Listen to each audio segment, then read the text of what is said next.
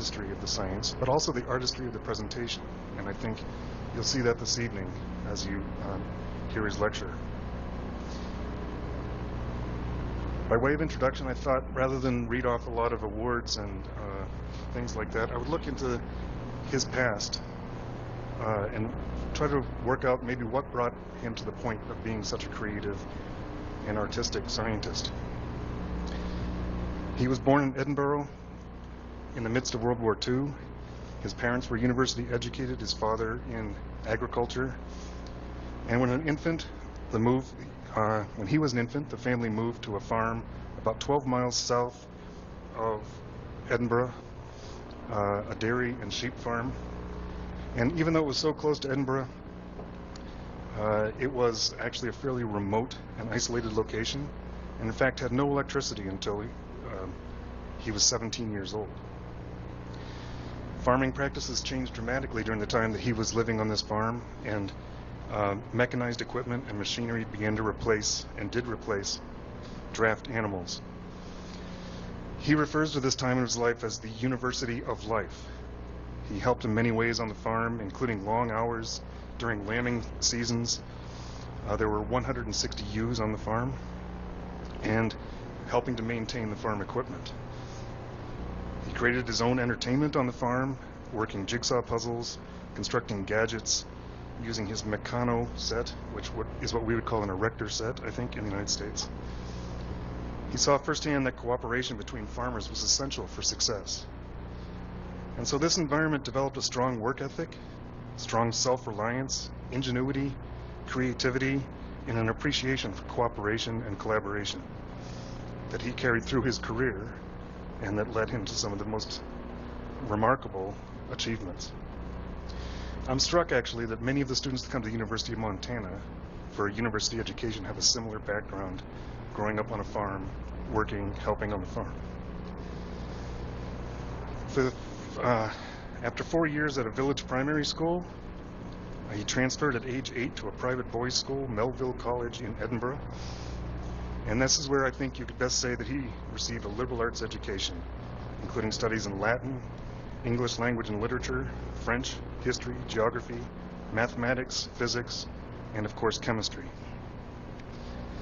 He went to Edinburgh University to study chemistry, and during his time as an undergraduate he became involved in research, investigating the chemistry of plant gums from acacia plants. He continued this research into his graduate school studies at Edinburgh and earned his PhD in chemistry in just 2 years. It must be said that this research doesn't have a whole lot of relationship, some of the structures of course, but not the approach is not very similar to the research that led to his awarding of the Nobel Prize. On completion of his PhD then, it seemed that he was interested in changing the direction of his research a bit, and he wanted to be involved in more controlled systems, systems that had less randomness to them, I guess, and systems that he could control and be more creative and create new molecules. He was also quite interested in traveling and seeing the world, and so he left Scotland and he moved to Canada, and he had a postdoctoral fellowship at the Queen's University in Kingston, Ontario, Canada. Curiously, he arrived in Canada to learn that his research mentor, the person he had planned to work with, would be leaving soon to go to Brazil on a sabbatical. And so this might seem like a bit of a setback, but in fact, he turned this into a great opportunity because it gave him a great deal of independence, and he was able to spend some time in the library and researching, coming up with new ideas on his own. And he came across a communication in the Journal of American Chemical Society by Charles Peterson describing the synthesis of crown ethers, large ring structures.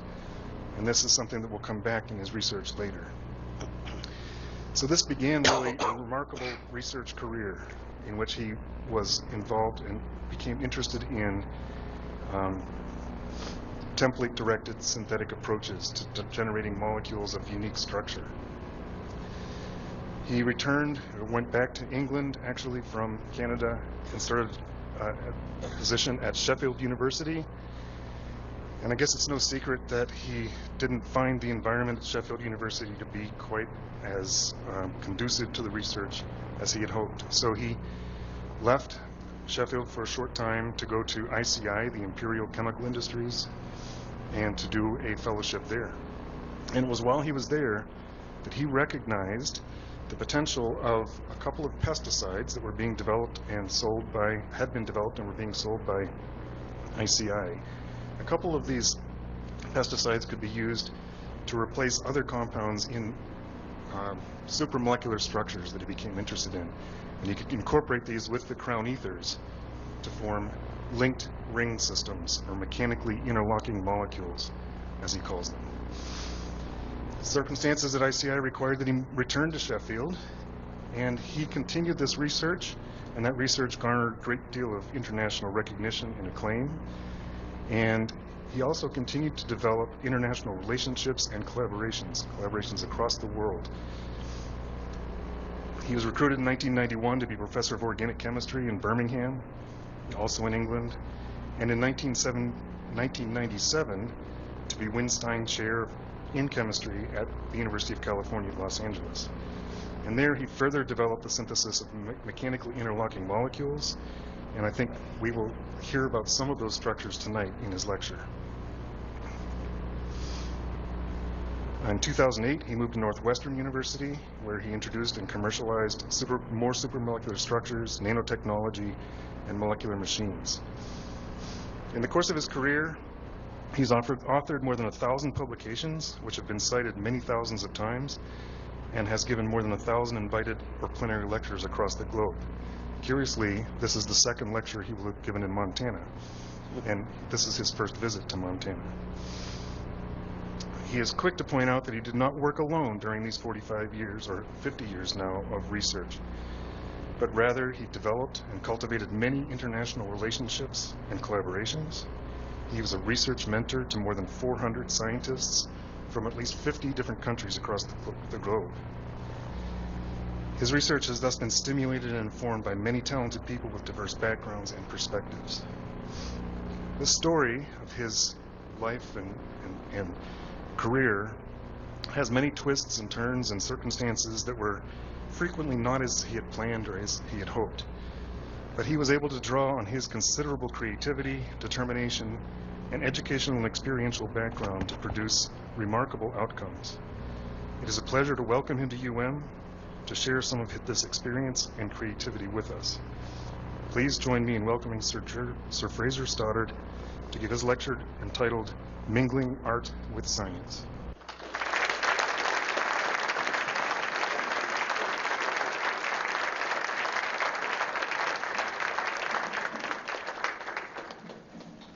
Well, many thanks, Chris, for your rather detailed, but nonetheless as perfect as they come introductions. I applaud your attention to detail.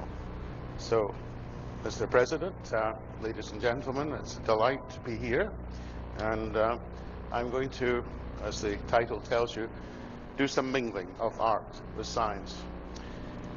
Let me start by using a slide I used earlier today, just to introduce the concept of a mechanical bond. And I did not coin the term. This is Professor Frisch, who was in the chemistry department of New York University up in Albany, much before anybody had made these constructs, where at the simplest level we call a catenane, derived from Latin. We have two interlocked rings, and the retaxane is where you have a dumbbell-shaped component with a ring round it. And the point I want to make very forcibly is that both of these live in the molecular world. So, isn't it interesting that these catenated constructs have been uncovered in sculptures going back 7,000 years here in China, in the top left-hand corner, and then very nicely in a pair that are one set in England at Portsmouth, where many of the people who eventually were enforced out of England as scoundrels and sent to Australia. That's the way the English behaved then. They probably haven't changed much in the remaining time. But in Australia, in Sydney, you find the same piece of sculpture, probably a little different, displayed. So it shows the bonding, effectively, these two rings between two nations now. Okay, so just to underline the fact that the names come from Latin, rota, a wheel, and axis, an axle. And as Wikipedia point out, they are molecular structures. And here you see catena, chain in Latin, and again, a molecular structure. So now let's jump and just look at Olympiadine, as it was called. And again, we didn't give it its name, but we could claim ultimately the first synthesis of it. And I'm not going to describe how it was made. It was made in 2 steps quite quickly. But here you can see we've picked out in the colors of the Olympic sign the 5 rings. And if I simplify it in a chemical sense, you'll see that the 2 rings in the east and the west there are the same. The one in the middle, the blue one, is a little bit bigger than the 2 on the outside to encompass 2 of these red so-called naphthalene rings, and the 2 big red rings are the same. You'll notice that there's a free ring here and a free naphthalene ring and a free one there, and eventually we filled both of these up to give us a branched 7-catenate. And in dumbing it down a little further, what I'm trying to say here is that the interactions that we use during the making process live on in the molecule afterwards. And in this direction, these separations of just under 3.5 angstroms are what you see in the bases of DNA. And then in this direction, we see so-called CH pi interactions that are commonplace in proteins. So there's nothing unusual about the weak interactions that have been used in this unnatural environment to bring everything together. It's a copycat, if you like, of the nature that we're well familiar with in terms of DNA and proteins. And this is just a summary slide of that situation where this is the man I call Mr. Amoulino, or Mr. Olympiadine, now at the University of Nottingham, and now retired from Imperial College London is Professor David Williams. We published, I would say, 250 papers together, and I would not be standing here if it wasn't for that intense period of collaboration that spanned a quarter of a century. And so there finally is the branched 7-catenane, which for a crystallographer was a real tour de force to solve it. Okay, so back with comparisons with art and architecture. If you're Chinese, of course, you immediately relate to the 2 in the left and right-hand top corners. But for me, coming from a Celtic culture, there's the Book of Kells, which is displayed at Trinity College in Dublin, and also here from the Holy Island across that again shows you the interlacing and interlocking that you see in much of Celtic art. And so I think it's not to be unexpected that I would not be influenced by this type of art in my early days, which I certainly was. In everyday life, you can see bicycles and chains, and more chains and scissors, nets, nuts and bolts, and here we have a young man. He's now 14. He was my first grandson, also James Fraser. And what is he holding? He is holding, for all the world, a 5-rotaxane. We meet these constructs at a very early age. Fashion, belts, shoes, ties, rings, watches. And just to keep the gender balance right, this is my only granddaughter, again, as quite a young kid. She's now, I would say, 10. And here in the front, you see a molecule that a graduate student at UCLA made to imitate the onesie which she is wearing. And so this is not a catenane or a ritaxane, this is another construct that we came up with. And I'll just briefly show you that we have largely a blue body here, which is encircled by this red unit here. And this is it at a more, as it were, graphical representation level. We called it a suit 2N because there are two mechanically interlocked components, but they're not linked by chemical bonds, as it were. And this is made as a result of taking two of these red rings with 24 atoms in them. And we had this blue construct. The chemists will recognize anthracene, and they will also recognize charged so-called ammonium centers. And these ammonium centers are important in attracting these two big rings to come and sit in these areas, while at the same time linking up these so-called formyl groups using a very old-fashioned so-called Schiff's-base reaction. So this comes down to be a 5-component assembly under thermodynamic control, where you form 4 imine bonds in what is called the context of dynamic covalent chemistry, or DCC. And if you want to look at the details of all the very many weak interactions that are responsible for bringing this whole caboodle together, you can see it there. Okay, so these are just a few comments by way of introduction.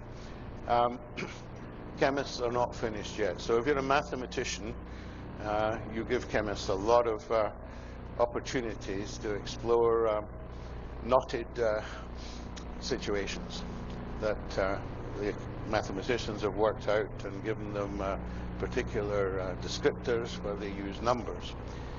To make it simple, the 2-catenane that I had at the very early part of my presentation is shown here, and this is the symbolism the mathematicians would use. What I want to do now is to make a quick jump to a construct with free rings, and this is known as the Borromean link, and it's a very special construct. If you take any color here and follow its passage in relation to the other colors, the green goes over the red, under the blue, over the red, and under the blue. And that's the same if you look at the other free rings. And we'll come back to the significance of all that in a minute. But what I want to do first of all is point out that it got its name from the Borromeo family, and I guess Italy is the wrong descriptor here. This is really, because Italy didn't start. I know there are historians in the audience until somewhere around about 1850, but what we would call Italy now, or more appropriately Tuscany. This family were ultimately very rich, and the story goes that they owned an inn that was halfway between Florence and Rome. And the pilgrims who were making their way from Florence to Rome had to stop off somewhere overnight. And so these people were called the Bon Romeos, the good people going to Rome. And somehow the inn and the family picked up this name and became very wealthy. And if you become wealthy in Italy, and I'm sure there'll be an Italian or two in the audience, they would agree with me, you go north.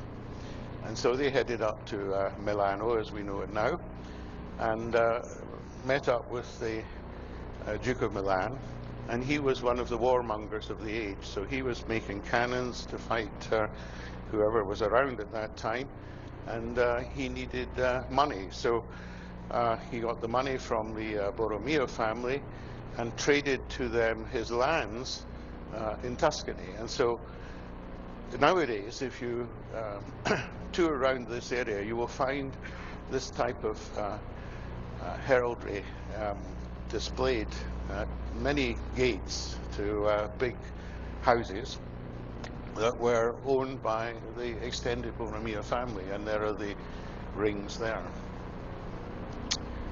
But there are never, as I say in science, any firsts. And the same goes, I think, in art, because if you visit the Uffizi Gallery in Florence and stare up at the ceiling, you will see a rendering by Sandro Botticelli of Pallas and the Centaur.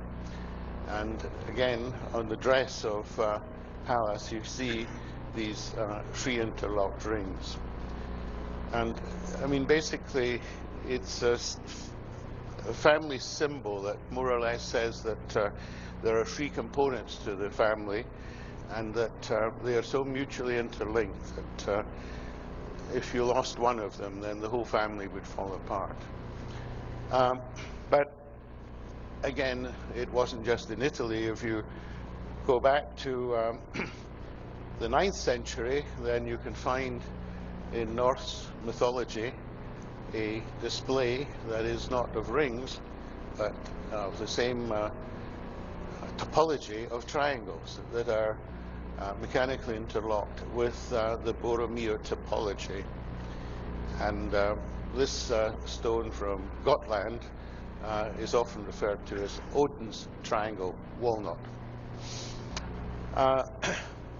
You go to India, and you will find in this temple, I won't try to pronounce that name at this time of night, but again, Borromean triangles on stone pillars in this temple. If we stay with Christian iconography, you have Trinitas, Father, Son, and Holy Spirit, again embedded in this set of three rings. And that has been beautifully displayed in the St. Vitus Cathedral here in Prague. I have a photograph courtesy of an ex-group member who's an absolutely superb photographer of the Borromean rings in the stained glass rendering. You can find them in Eastern culture, in Japan.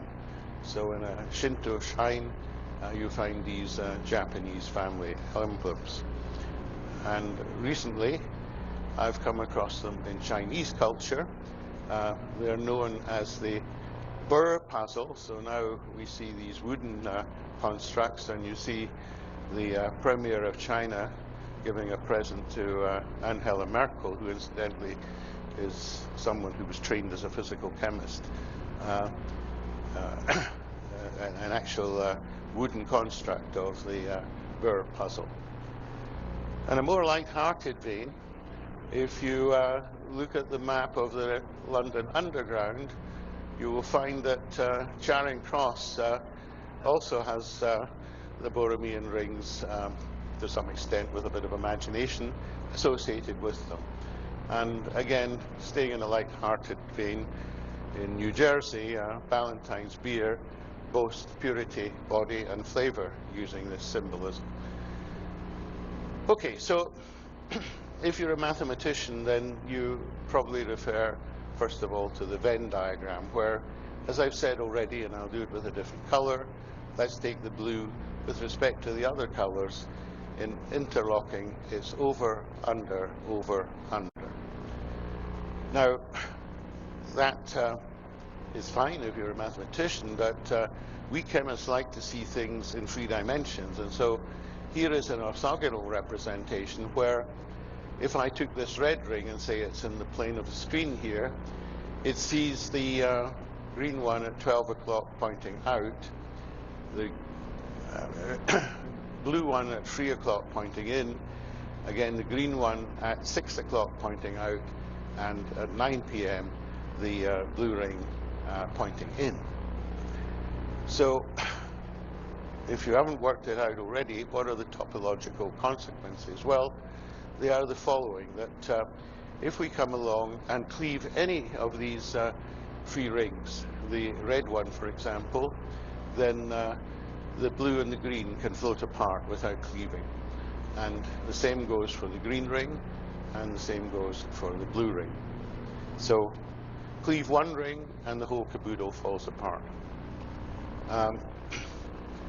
So our first approach to making this system was, okay, we'll do it one ring at a time. So we make somehow a red ring and a blue one, and this was the work of a Taiwanese student, my first student at UCLA, who's now a professor at National Taiwan University in Taipei, and he was able to show that he could carry out this type of construct very easily. And what, in the fullness of time we hoped for was that we could come in with a third ring and lace it through in the right topological sense so that we could make, in 3 steps, the Borromean rings. Well, as I inferred, this is easy. This is devilishly difficult. And so this is really close to being academic, and nobody has, as far as I know, achieved it so far, 1 ring at a time. All right, so what comment could I make here is that success is often linked to failure, and the secret of success, according to Noel Coward, impresario from the 1950s or thereabouts, the secret of success is the capacity to survive failure. And I think there's quite a message there. It's very easy in life to manage success. It's when you're confronted with failure that you have to pull out all the stops, turn things around. All right, so let's look at the mathematic little representation where we can say, well, the over-under could be expressed as plus minus. But if we were chemists, we would use other terminology. We would say exo-endo, out, in.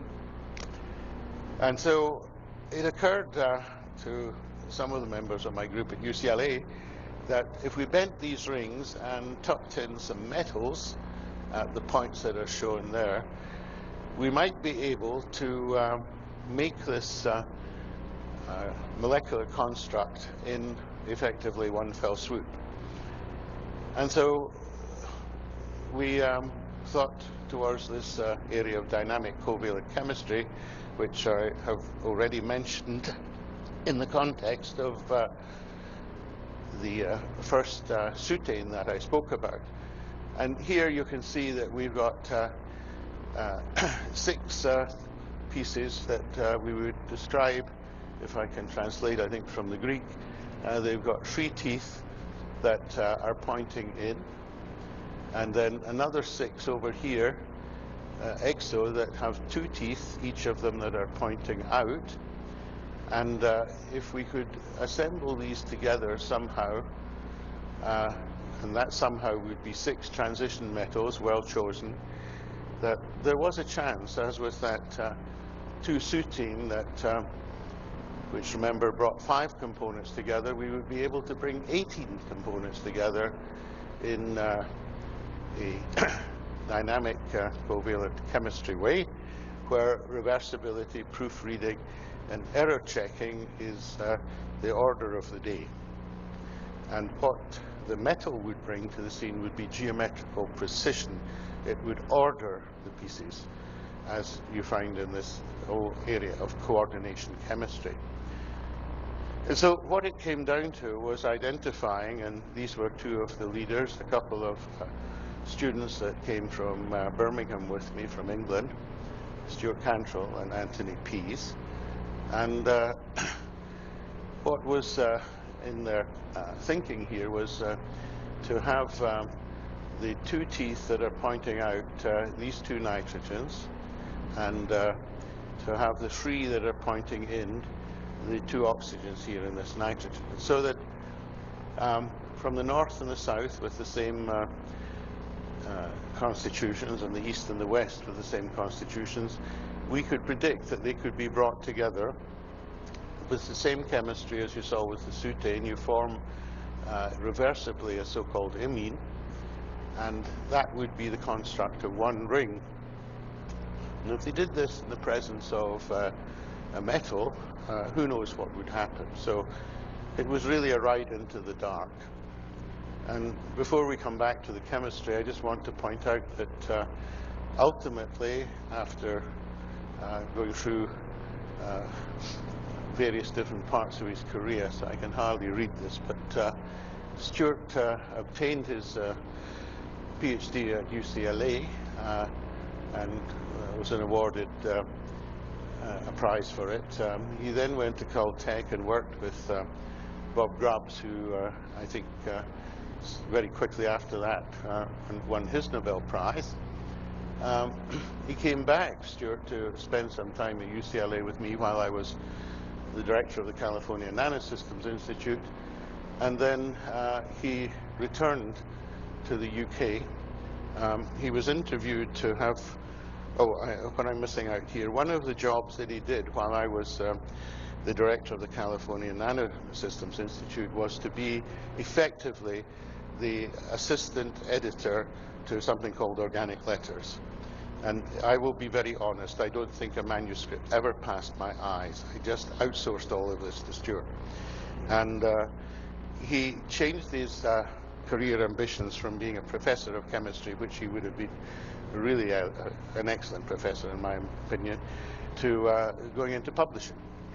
But there he's been very successful. He had an interview with the Royal Society of Chemistry and was not offered a position, so he went to the Nature publishing house and obtained an entry into the journal Nature Nanotechnology, and I think after less than 18 months he got the opportunity to launch Nature Chemistry, which as the founding editor, and he's still there today in that context, is probably, if you like these high-profile journals, the one that's at the top of the whole league. So he's in a very, very powerful position.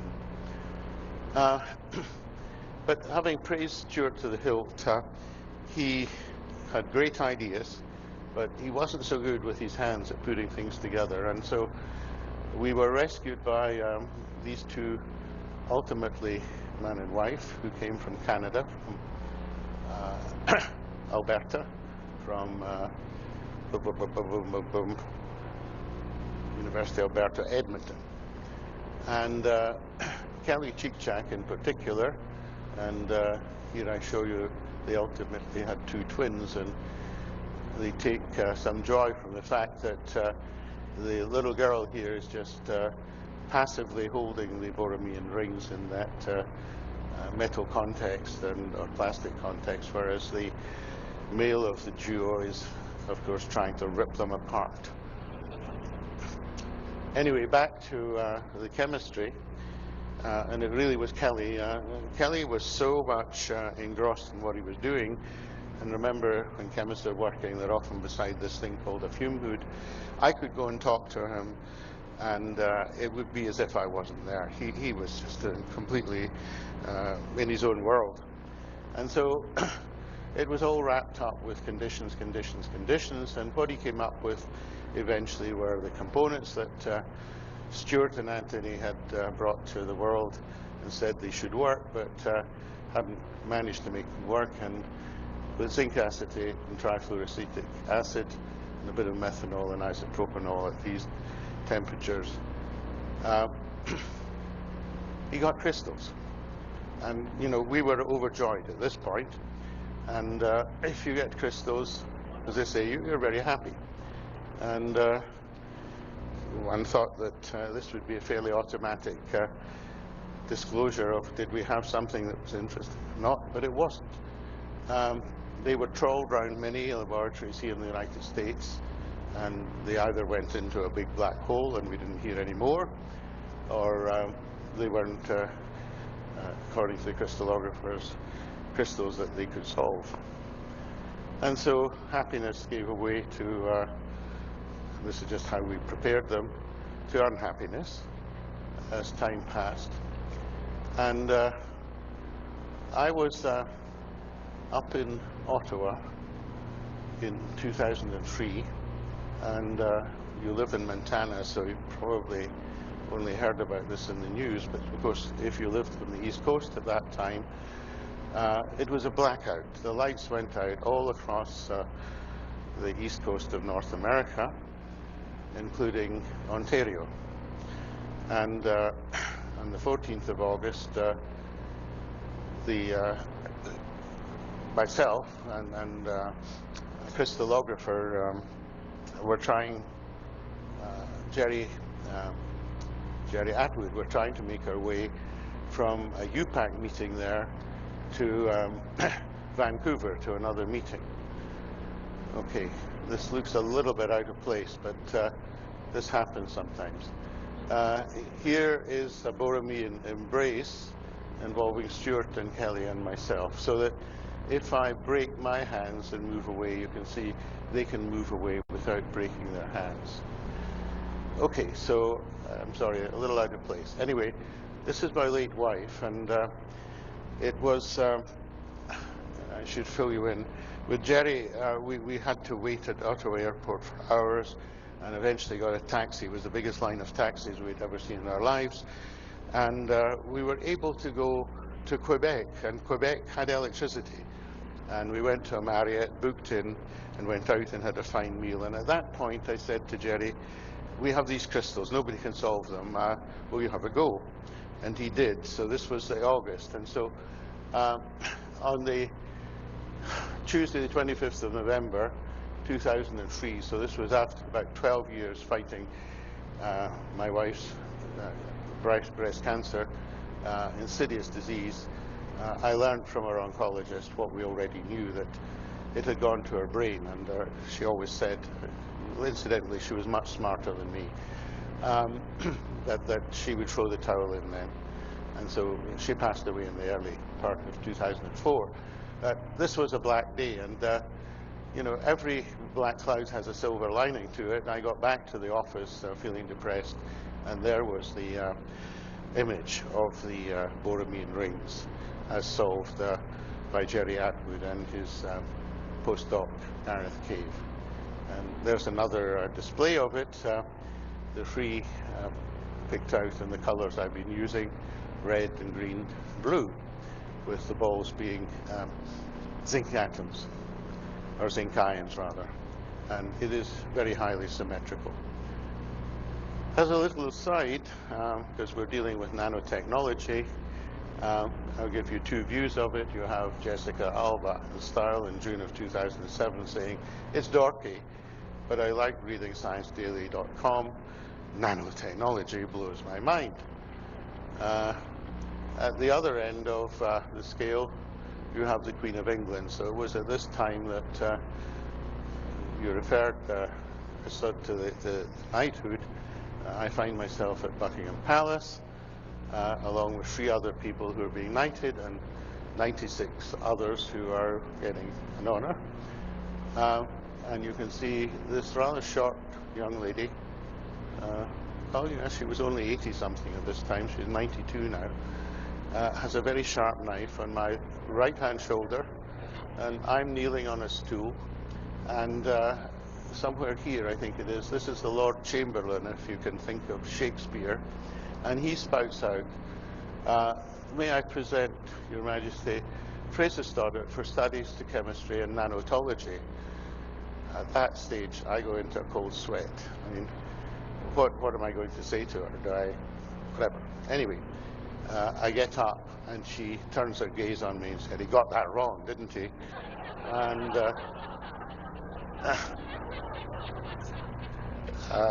I certainly wasn't going to agree with her, so I said, he certainly did, Your Majesty.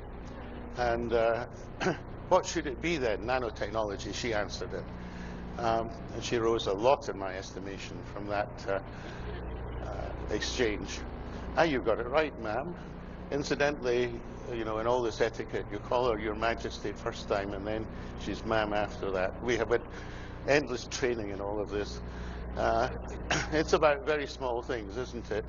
And so I spouted out the usual thing. Indeed, it's about tiny things that are 100,000 times, and you can change this number as you like, smaller than the diameter of a human hair, ma'am. And that's exceedingly small. And here, you know, she had done her homework. She said, you work in America now, I'm told. And so that is so, ma'am. And that was really the end of my 15-second interlude with the monarch, and I was on my merry way. So back to the Borromean rings, and thanks to Kelly, who was quite a good computational artist. You see them rotating around there, and if you can work out the topology, they're absolutely perfect.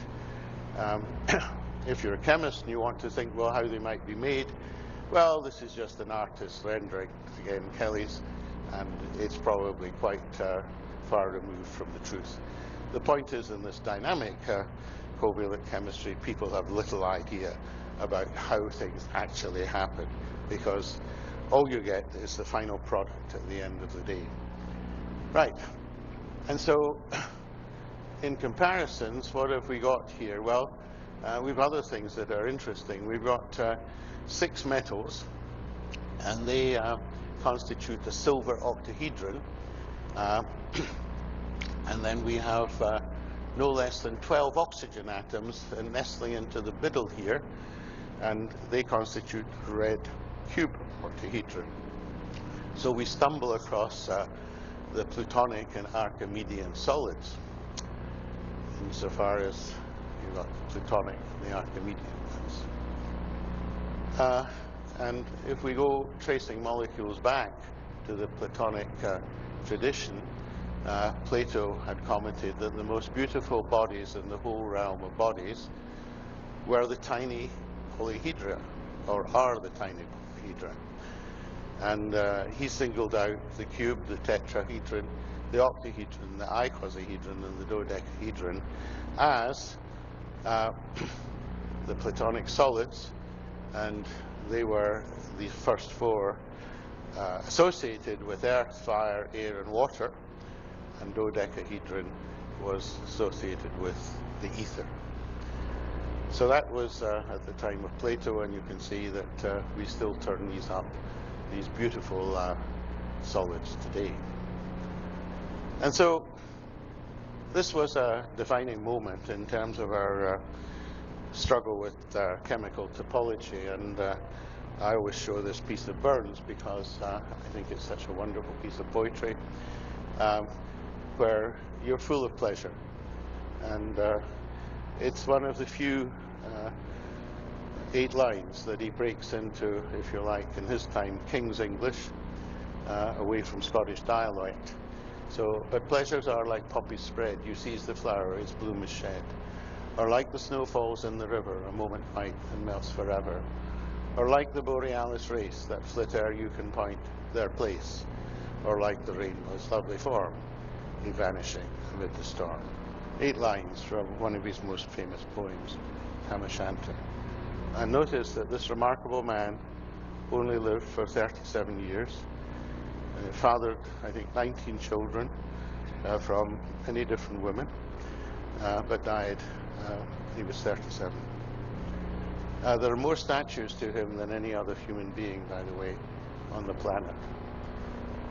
In more recent times, this young man, Wang Zhang, has joined my group. He obviously comes from China. He has a Bachelor in Engineering in Bioinformatics from Huazhong, if I pronounce it correctly, University of Science and Technology in Wuhan. And his PhD was carried out at Fudan University in Shanghai. And he got involved too in a very nice synthesis of another type of Borromean rings. So I'd use this to show that we really do live in a village. People with the same interests tend to come together. And so this is his construct of the blue and the green and the red. And you can see this time there's a ruthenium metal that is repeated like our zinc metal, again, 12 times. And here is his movie that is based on rectangles that again shows you the very elegant interlocking. Okay, so the Borromean rings, whatever you say, are everywhere. They're in art, heraldry, they're in logos, cover the science spectrum in all directions, from physics through to biology and beyond, and sculpture. And if you Google, and I haven't done this recently, you probably come up with 1 million hits very easily. And just to give my tongue a little rest, because I'm nursing a bit of a cold, as you can probably guess,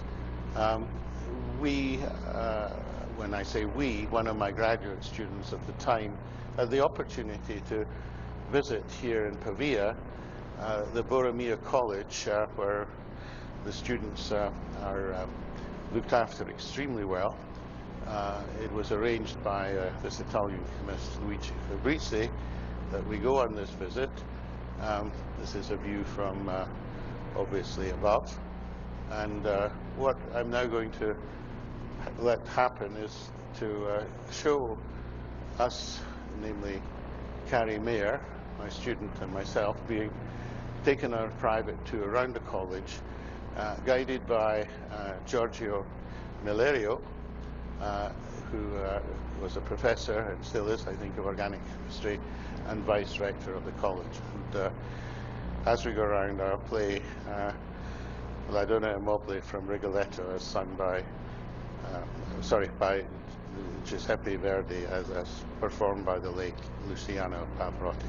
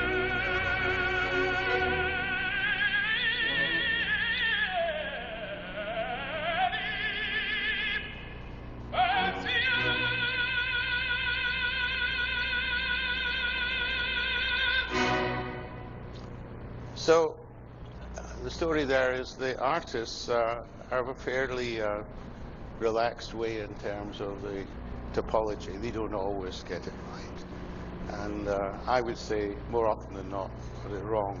But there we are, doesn't matter.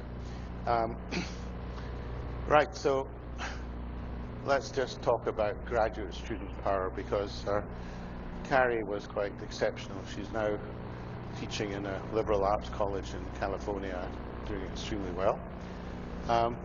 So she showed that it wasn't as straightforward as we thought.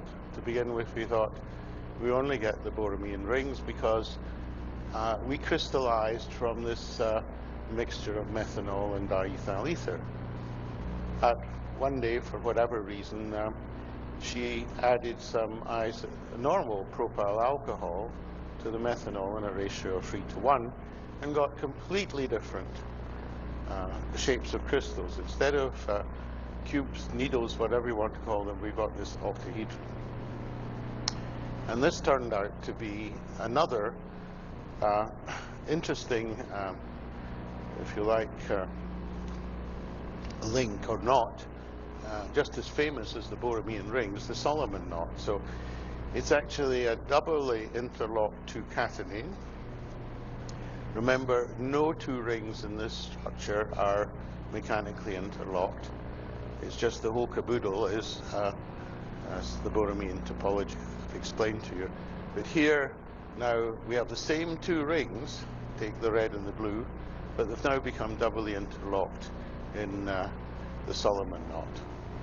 And the game is a little bit different here because when we go from these boramine rings in solution by either some sort of catalytic process or change of solvent, we go from a construct that doesn't show what we call chirality or handedness. So we go to the Solomon knot, which has plus and minus, or let's call it right and left and right topologies to them. So you can liken them to your hands, the fact that you can't overlay them. And to this extent, I want to show you something that was brought to my attention by an Italian chemist, Luigi Mandolini, who comes from the little town of Pesaro in Italy. And in 1932, they uncovered a Roman mosaic of about 4 meters in square, and it's dated the 1st or 2nd century AD. It's of Leda and the Swan, and it represents the 4 seasons: summer, spring, winter, and autumn or fall. And when you look at it, they're all the same. There's an octagon with 8 Solomon knots around them. And the interesting thing here is if we look at the winter collection, then 7 of the 8 have all the same handedness as the other 3 times 8, 24. So in total there are 32 Solomon knots, but in chemical parlance we say that 31 are homochiral, that is, they're all of one hand, and there is an odd one out. Now, have you, those of you looking on at this screen or that screen, found the one out? And you can use the face of the clock to tell me. 9 o'clock, right. Find the odd one out, and there it is. Now, this is one of these mysteries that will, I guess, never be solved. And if you want to put it in chemical parlance, this has been produced with a 94% enantiomeric excess. I can't help but say this is very, very much bigger and more significant than the 3.6% enantiomeric excess that distinguishes the people who want Britain to leave the common market and those who want to stay. At 3.6 enantiomeric excess, you tell your student to go back to the lab and either repeat the experiment or to hang your head in shame. But this is really meaningful. But coming back to this particular mosaic, will never work out. You know, was this intended, or was this perhaps on a particular day the young person on the scene, what would you call him?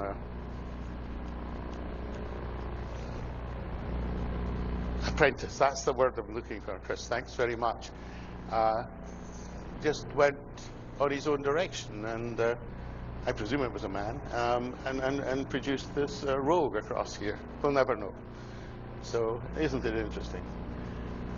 So like the boramine rings, the Solomon knots are even more everywhere, if you like. Oh, and here is a triptych, a painting that was done for me by a physicist, Mike Thompson. He lives in Massachusetts, and very imaginatively, this is the kind of soup as he tries to represent it, which leads to the formation over here of 2 Solomon knots, and over here of a boramine ring. So it can be used to inspire present-day artists. So Jochen Schumer has commented in terms of chemical aesthetics. Modern chemistry is exactly the art that provides creative access to what Plato considered to the realm of the most beautiful bodies. Therefore, it's no surprise that chemists put their creative activity also in the science of beauty. And beauty comes up in many forms, I would say, in chemistry. It could just be at a materials level. We see pigments or crystals, and their form and their color catch our eye.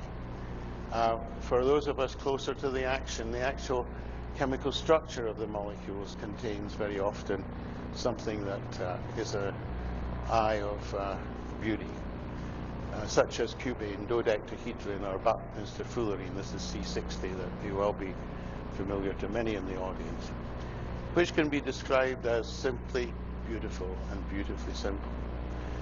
And then coming back to molecular nanotechnology, here is another area where beauty is addressed in chemistry, and it's not in this slide, but you know, thousands of years ago, the artisans who produced these stained glass windows, and I showed you this one in St. Vitus Cathedral in Prague, were actually using gold nanoparticles to produce these wonderful blue and red and yellow colors depending on the size of the particles. They didn't know it, but that's what they were doing. There's miniaturization, and then another piece of beauty that I feel I brought out in our own work over the years is a paradigm shift from very complicated chemical structures to graphical representations, what I call cartoons. Well, when we come to creativity, many have commented the link to chemistry in past times. None more forcibly than Marcel Berthelot in 1860, and I'm not going to read out my lousy French. I have this translation: chemistry creates its object. The creative quality resembling that of art itself distinguishes it essentially from natural, I presume physics in modern parlance, biology in modern parlance, and historical physics in modern parlance, sciences. The latter, these two, and this is not always true, but this is Marcel Berthelot, so we'll give him the benefit of the doubt, have an object given in advance and independent of the will and action of the scientist. But the chemist, on the other hand, has this ability to create and make something of their own design. And looking deeper at creativity, and if you've not read this book on the flow and rise of psychology of discovery and invention by a University of Chicago professor, and I won't try to name the professor there, just let you read it. But let's look at some of these comments that I think are worth taking on board. Creative persons all love what they do. It's not the hope of achieving fame or making money that drives them. Rather, it's the opportunity to do work that they enjoy. Curiosity and drive are in many ways the yin and yang that need to be combined in order to achieve something new. The first requires openness to outside stimuli. The second, inner focus. The first is playful, the second serious. The first deals with objects and ideas for their own sake. The second is competitive and achievement-oriented. Both are required for creativity to become realized. So really what this is saying is to be creative, I think, in anything, not just the sciences, you need to have these quirky ideas, and that's the fun part. But then when you realize that you've discovered something that could be significant, you have to put a lot of work in to make sure that people take notice. The right milieu is important in more ways than one. It can affect the production of novelty as well as its acceptance. Therefore, it's not surprising that creative individuals tend to gravitate towards centers of vital activity where work has the chance of succeeding. And I often say here, at the turn of the last century, around about 1905, so many artists went to Paris, you know, whether they were novelists or painters or sculptors. And of course, you think of people like Picasso, for example. They all went to be together in that melting pot. The centers, great centers of learning and commerce, have always acted as magnets for ambitious individuals who wanted to leave their mark on the culture. This is, I think, very much true in chemistry, because the process is slow. Creativity is rarely the product of a single moment. Perhaps more often it is the result of a lifetime. And if I've managed to visit this, it's been 50 years. Let's be very honest about it. Creative individuals usually are forced to invent the jobs that they will be doing through their lives. They don't have careers, they create them. Okay, so I put in 3 extra slides that came up as a result of some dinner or whatever conversations. Staying with creativity, if you like, and the creation and exploration of other worlds. So here is a novelist, Eleanor Caton, who won the Man Booker Prize for her novel The Luminaries in 2014, and she's a New Zealander from the University of Canterbury. And so when she accepted her honorary degree there, here is what she said. The purpose of a university is not to replicate but to enlarge, not to simplify but to understand, not to reflect or serve the world in which we live, but to enrich it through the creation and exploration of an infinity of possible other worlds. Okay, well, that's a bit of an extreme, I guess, statement of universities are where we should be doing fundamental work. Well, that's her opinion, and I think there should be plenty of room to do that. But coming back closer to science, here is what the scientific advisor to President Franklin D. Roosevelt had to say back in 1945. He was another Bush, not the ones that we know about these days, with a different given name there. I guess no relation.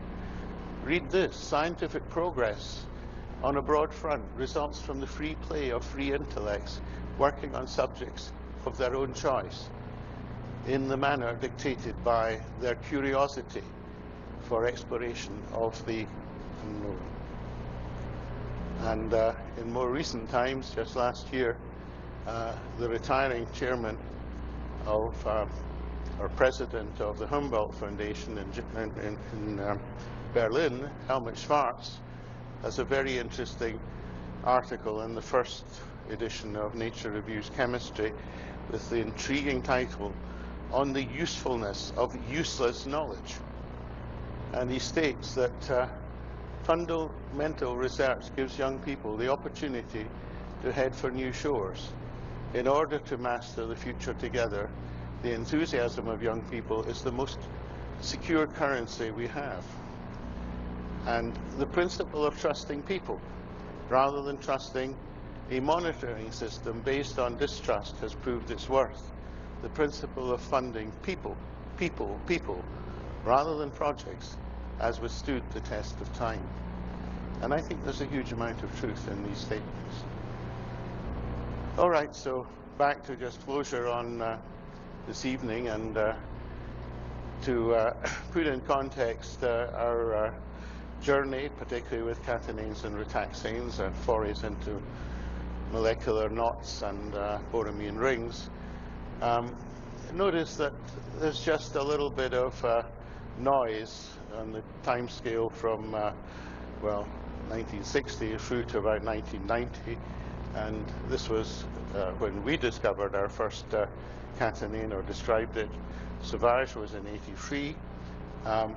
And then the molecular shuttle in 91, which I spoke about earlier today, and then zoom, it takes off.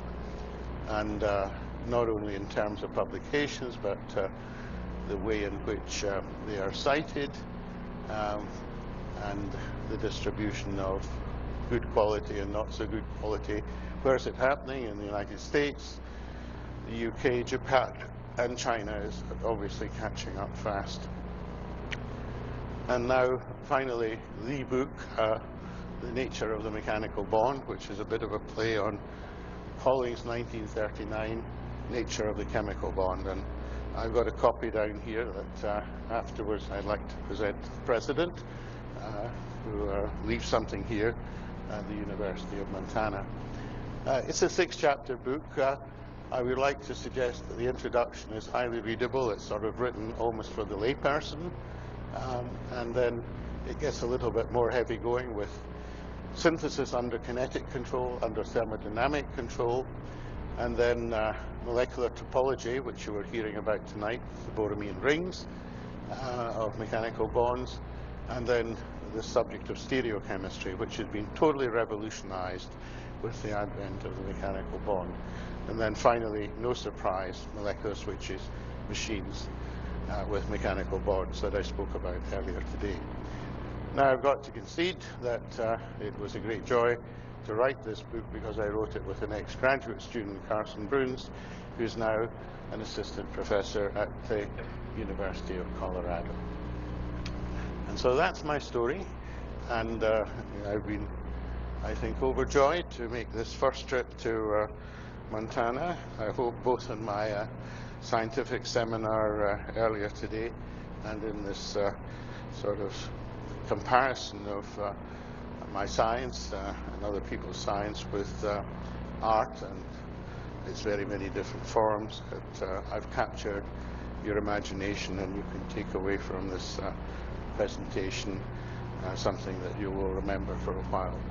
And thank you very much for the warmth of your welcome and the hospitality that I've been given. It has been quite moving. Thank you.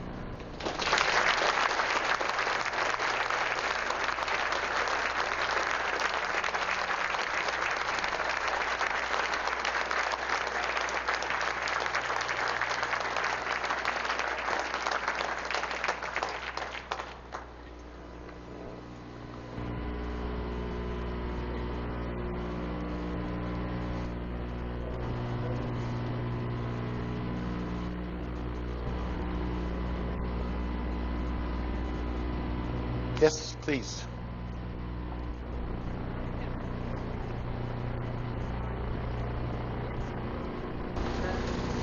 Any understanding of the possible scientific necessity of rings or on technology to understand that making that pattern of rings well enough for starting to recreate something You know, beyond the comparison with art and the topology and so forth. At this stage, no. I think you're in this fundamental wonderland where, you know, what could the Borromean rings be useful for? What could the Solomon knots be useful for? We can't say. And but equally well, I would predict that as this science progresses in hands of chemists, who knows that one of these may be an extremely useful entity to produce for something that we want to achieve in the world of technology or in the world of medical health. Who knows? You just cannot predict. And this is the great thing about everything that we do at university level, that we make discoveries, and it's years later, very often, the significance is realized. I mean, the man Rosenberg, who discovered the platinum drug, cisplatin, wasn't even thinking about cancer, and yet it's not a very nice drug to be administered to you, but nonetheless, it's one that's still extremely popular today. Just as Sir Alexander Fleming discovering penicillin back in the 1920s wasn't perhaps going to be able to foresee the huge effect it would have on the saving of human life through the introduction of so many antibiotics. So I think we're often very close to the time when fundamental discoveries are made, and we can only sort of hold out the hope and the wish that one day society will find them to be very useful. Not all of them, but enough of them to, I think, justify giving free rein to a number of people to do whatever they love to do. Yeah. Yes. For your wonderful talk, I really enjoyed it. And I was especially intrigued by the discussion of the platonic solids and the Archimedean interaction. And I wanted to ask you about literally if something in chemistry mimics something in a platonic solid. So in the platonic solids, if you take a cube, Yes. the dual platonic solid, which is the octahedron, the vertices of the octahedron, you can put it inside the cube. Yes. Vertices would touch the face. Is there something like that duality in chemistry? I'm sure there is. I haven't explored it in a huge amount of detail, but the subject has evolved over the last sort of 200 years to the extent that one is just covered with ignorance as to what has been achieved and what is tucked away there in a rich literature. And if it's not there, then if you're a chemist, go and look for it. Yeah. You might find it, or you might not. And if you don't find it, bring it to reality yourself. Yeah. I often say to my student body when they're asking what are the routes to creativity, one is to actually delve into the history of not just chemistry, but science in general, and just history in its widest forms. And who knows, it may spark an idea that will lead you in creative line of research. It's not just reading what comes out last week in Nature or Science. It's much more, I think, having a wide appreciation of literature in all its shapes and forms. Yeah.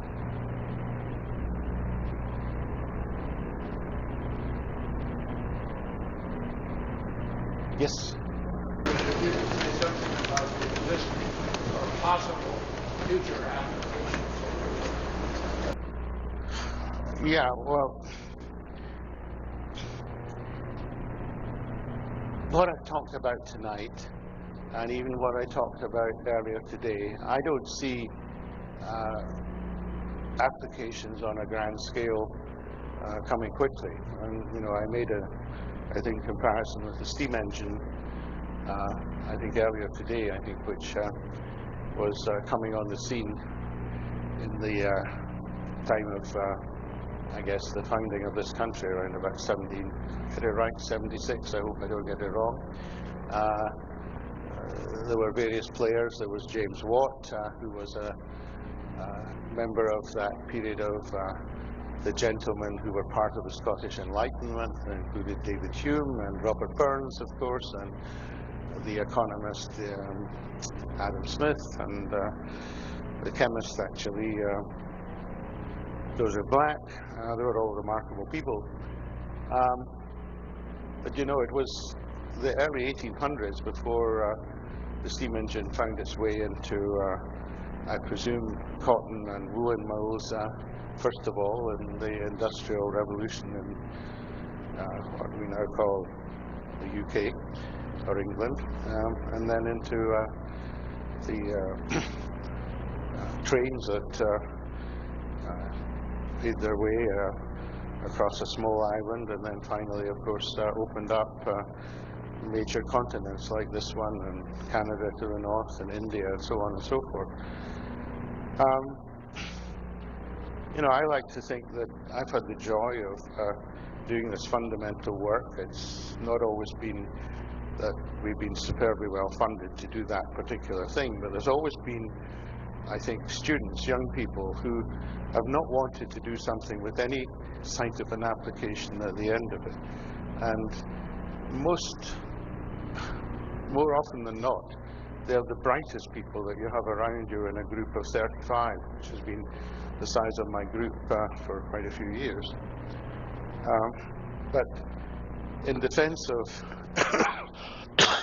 excuse me, my throat, of a wider contribution, I put it to you in 2010, we made a serendipitous discovery in this very open research environment I have that has led to the making of the only metal organic framework that is genuinely edible, which has applications in food, home care, personal care, pharmaceuticals, petrochemicals, the list goes on.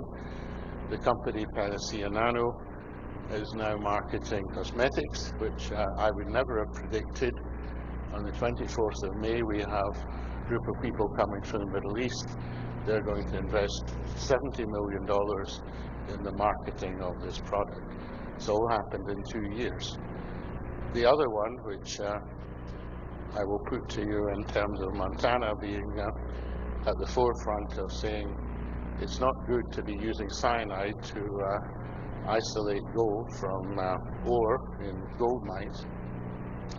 We have a procedure that was discovered in 2012 using, again, benign carbohydrates, cyclodextrins, to specifically isolate potassium tetrabromoorate. And this is really quite remarkable, and this second company is a little bit behind the first one, but not all that far behind. And I could see it hopefully revolutionizing the way that gold is mined all around the world. So, you know, don't see my group and me as a sort of one-horse pony or whatever the phrase is. A lot goes on in our lab, and the sort of pursuits of fundamental knowledge are also bolstered up by people who are doing some project-related work. We're doing quite a lot of that. And then in the midst of all this, there's enough freedom for the young people to make chance discoveries. There's enough opportunity for serendipity to be registered. And I would argue that, you know, think of Alexander Fleming and think of Rosenberg's discovery of cisplatin and many other examples. These are the game changers. These are the things that are transformative. And nations would be well advised through their governments and their scientific advisors to give more scope to this freedom of expression in the sciences. And this was true in this country definitely at the time of that person that was the scientific advisor to Franklin D. Roosevelt. I mean, he was saying very openly, this is where so much that's new is created. And this was the case here in the United States.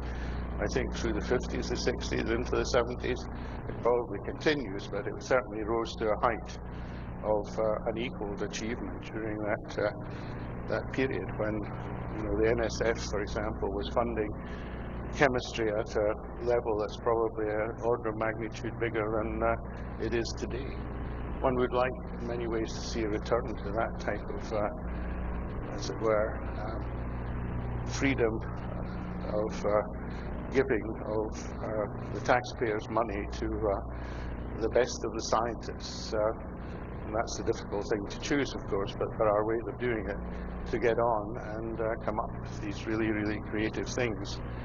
And some will be ripe and ready for application today. Some will be ripe and ready, well, maybe not, that's the wrong phraseology, but will be sitting there on the back burner and will surface 50 years from now. I mean, I can go on and on. Let's take flight. That's a good example. I want to just make this point. So, my fellow Scotsman, great physicist, it was the first person that Queen Victoria not only knighted but put into the Lords, Lord Kelvin. John Thomson was his real name. He went on record in around about 1890. There would never be any manned flight. Okay, supreme arch physicist of the day. Okay, 1905 came along, and the Wright brothers got a contraption off the ground. And years went by, and I've read a book recently by Bill Bryson, 1927. And this was the year in which the Pride of St. Louis crossed the Atlantic from, I think, somewhere in New Jersey. Lindbergh was the person who was flying it and arrived in Paris to be greeted by 250,000 people. But elsewhere in the book, you learn that the half-life of a pilot in 1927 was 8 days. It was still a dangerous occupation. Fast forward, there was a flight from Perth in Australia directly to London Heathrow. I think it was something like 20 hours on one of the recent Boeings, non-stop, with presumably 300 or 400 people on board. And at any one time, there are thousands of these contraptions in the air carting us across the planet. Isn't it quite amazing? Intervening in there was, I forgot to mention, 1967, when I got on a British Overseas Airways Corporation, BOAC, jet to go to Canada at 25. It's the first time I'd been on an airplane. In economy, they actually made your food on the plane. Do you believe it? It was expensive. But you see the progression, but all of that's taken a century, really, to unfold in front of our very eyes. Applications one is difficult to pinpoint. Yep.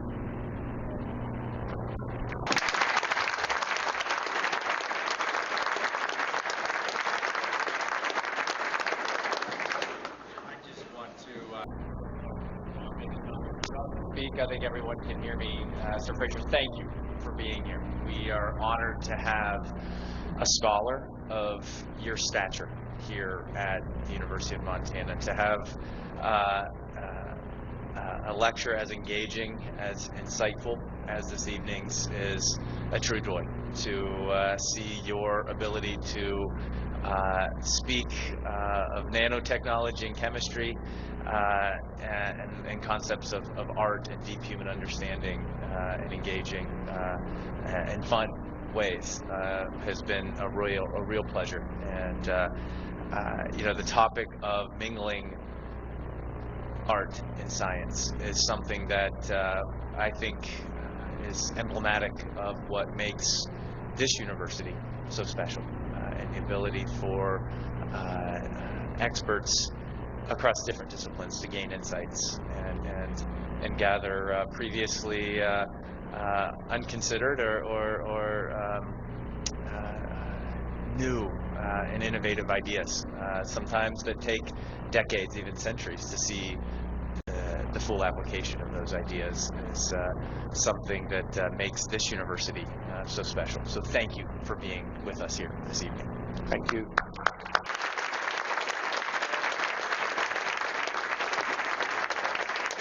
Before we close this evening, I want to mark an important occasion, because tonight's lecture was, for me, personally stimulating and just such a great opportunity for our students, for our faculty, for our staff, and for the community of Missoula to hear from a Nobel Prize winner, to hear from someone who travels the world speaking about topics of great interest. And this is the true benefit of the President's Lecture Series. This was a series started 31 years ago in 1987.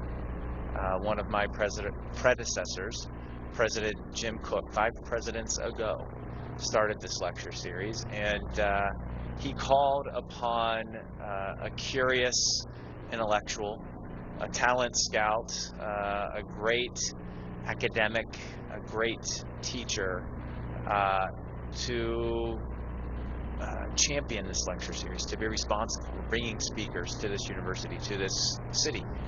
That individual, 31 years ago, who took on that responsibility was a man named Richard Drake. And tonight, 31 years later, this lecture marks the end of Professor Drake's time in leading this most important of lecture series at this university. And I just want to express my deep gratitude to Professor Drake. He has brought incredible speakers to this community, sometimes speakers that talked about controversial ideas, ideas with which some disagreed. He fostered conversation, he fostered dialogue, he stoked the fire of learning in this community, and for that we all owe him an incredible debt of gratitude. Richard has won awards for teaching, for research, for service. Tomorrow he will be installed as the Lucille Spear Research Chair in Politics and History. But I want to share with you, before I call Richard up, some words on Richard, because accomplishments are one thing.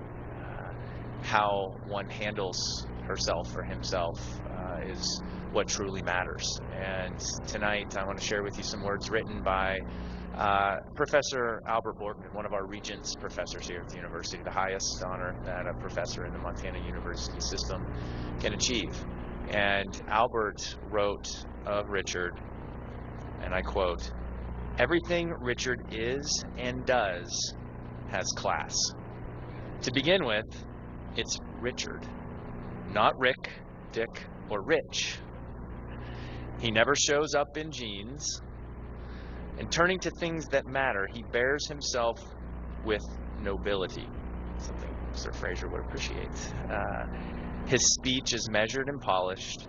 His research is world class. His knowledge of history and culture is encyclopedic. But his most distinctive trait is this: when you run into Richard, it's like stepping into sunshine. Richard looks you in the eye and asks about you. You feel his warmth, his affection, his concern. The sun doesn't shine on itself, it shines on you. Richard, thank you for shining a sun on this great university in this role for the last 31 years. We're so grateful for what you have done, and we are so grateful for your continued service to this university. And with that, I'd like to ask you to come up, please.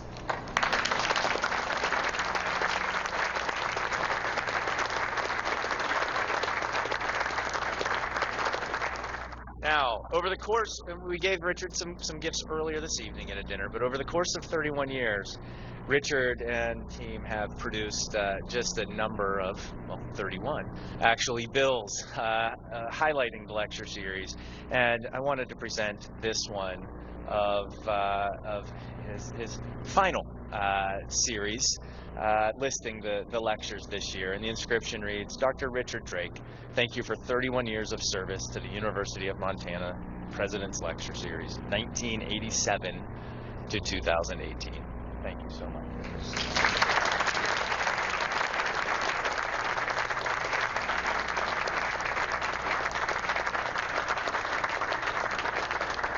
Thank you very much, ladies and gentlemen. I want to insist, though, that the success of the President's Lecture Series has been due to the efforts of many people over these past 31 years. I would begin by mentioning the 5 presidents I've worked for: Jim Cook, George Dennison, Royce Engstrom, Sheila Stearns, and now Seth Bodnar. I've benefited from the expert help of numerous assistants in the President's office. The longest serving of them have been Michelle Shaughnessy, Kathy Zeiler, Penny Newbold, most recently Cassie Warren. I also want to take this opportunity to acknowledge the devoted work, largely unseen and unheralded, of my wife, Lori Pengelly Drake, my strong right arm in everything that I do. The donors of the series, there are many, and some of them are known to me, some of them are not, but I want to express my heartfelt thanks to all of them. Lastly, the series has benefited enormously from a large and enthusiastic public audience, In 1987, when Jim Cook and I first began to talk about the President's Lecture Series, we decided not to charge admission for any of our presentations. We wanted to make the series a gift from the university to the community. There's an irony in that decision, because I have had the privilege of attending nearly all of the 300 lectures and seminars that have been offered under the auspices of the President's Lecture Series. I've had a front row seat to lectures and seminars by brilliant scientists such as Fraser Stoddart, artists, musicians, historians, philosophers, public intellectuals of various kinds. It's been a real education for me. And so the irony is that at the beginning of my experience in this job, I thought that I was participating in the creation of a gift to the community, but in fact, the President's Lecture Series has turned out to be a precious gift to me. I want to thank you all for conferring that gift on me. Thank you.